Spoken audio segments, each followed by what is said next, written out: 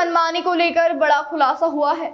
शहर के नेहरू नगर चौराहे पर स्थित एक अवैध दुकान में नारायणा स्कूल की ड्रेस बेहद महंगे दामों पर बेची जा रही है। इस दुकान का कोई वैध रजिस्ट्रेशन नहीं है, ना ही इसका कोई दस्तावेजी अस्तित्व है।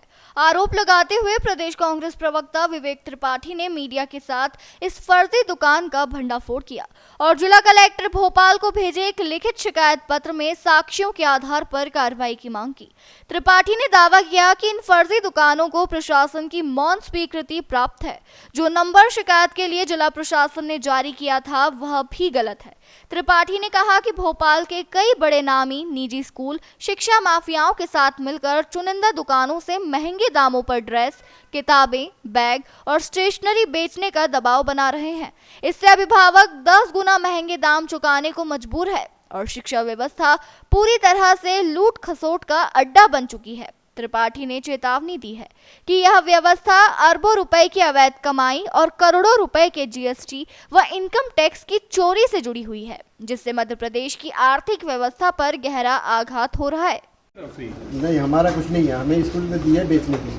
अच्छा, ये तो बाल की दुकान है, हेयर कटिंग की दुकान है, यहाँ पे स्टूडियो लिखा हुआ है, तो ये कैसे स्कूल का, कौन से स्कूल का है सर? ये माल जो बच जाएगा ये कहाँ जाएगा सर? ये माल बच जाएगा कहाँ जाएगा? ये स्कूल में वापस स्कूल जाएगा। कौन से स्कूल? नारायण जी। तो उसी ने आपको बोला कि यहाँ दुकान खोली और ये बेचिए। उन्हीं का माल है।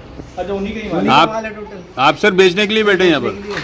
तो आप एक काम कर्मचारी होंगे जी। अच्छा, ठीक है। फिर कमीशन तय किया गया। अब जो भी हो भाई साहब को मालूम होगा। अपन का ये बिना जीएसटी का बिल दे रहा है। पार्टी लंबे समय से मध्य प्रदेश की भाजपा सरकार को जगाने का प्रयास कर रही है। जिस प्रकार से मध्य प्रदेश में स्कूली शिक्षा विभाग में शिक्षा माफिया हावी है, निजी स्कूलों में अभिभावकों पे दबाव बना के मनमानी कीमतों पे एक निश्चित दुकान से दबाव बनाया जाता है कि आपको किताब, कॉपी, स्टेशनरी मटेरियल, जूते सब इन्हीं दुकानों से खरीदना है, जिसमें सीधे तौर पे स्कूल का कमीशन फिक्स है और मनमानी कीमतों पे 1% 1 रुपए का भी डिस्काउंट किए बगैर अभिभावकों को लूटा जा रहा है, अभिभावकों को डराया जा रहा है और करोड़ों अरबों रुपए की संपत्ति यहाँ पे एकत्रित की जा रही है। बगैर जीएसटी के बिल इस प्रकार से अभिभावकों को दिए जाते हैं। इस प्रकार से ये जो ड्रेस है ये पहले स्कूलों में बेची जाती थी। कांग्रेस पार्टी ने जब शिकायत करी तो कलेक्टर महोदय ने अगले दिन एक कमेटी बना दी, जिसके डर से इस तरीके की छोटी छोटी दुकानें हर साल मई और जून में खोली जाती है। ये साल में सिर्फ 2 महीने दुकानें खुलती है, मई और जून में ये खुलती है। इसमें मनमानी कीमतों पे ड्रेस बेचते हैं, किताब बेचते हैं, स्टेशनरी का सामान बेचते हैं और प्रशासन मूक दर्शक बना बैठा है। हम निरंतर प्रशासन से मांग कर रहे हैं कि ऐसे स्कूलों पे कार्रवाई हो जो अभिभावकों को लूटने का यहाँ पे कार्य कर रहे हैं। अरबों रुपए पूरे मध्य प्रदेश से एकत्रित किया जा रहा है, जिसमें करोड़ों रुपए की तो कर चोरी है और प्रशासन क्यों मूक दर्शक बना बैठा है, इसका जवाब शासन प्रशासन को देना पड़ेगा। हम इस पूरे मामले को लेकर जल्दी माननीय न्यायालय की शरण में जाएंगे।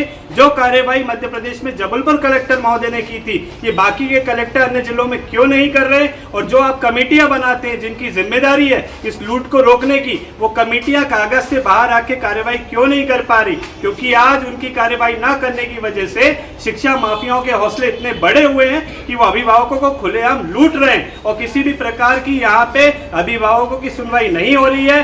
कोई प्लेटफॉर्म अभिभावकों के पास नहीं है जहां वो अपनी व्यथा को बता सके और इस लूट के खिलाफ में अपनी आवाज उठा सके। हमने इस पूरे मामले को लेकर कलेक्टर महोदय से भी शिकायत की है और हम स्कूल के खिलाफ में एफआईआर की मांग करते हैं। अगर एफआईआर नहीं हुई तो हम माननीय न्यायालय की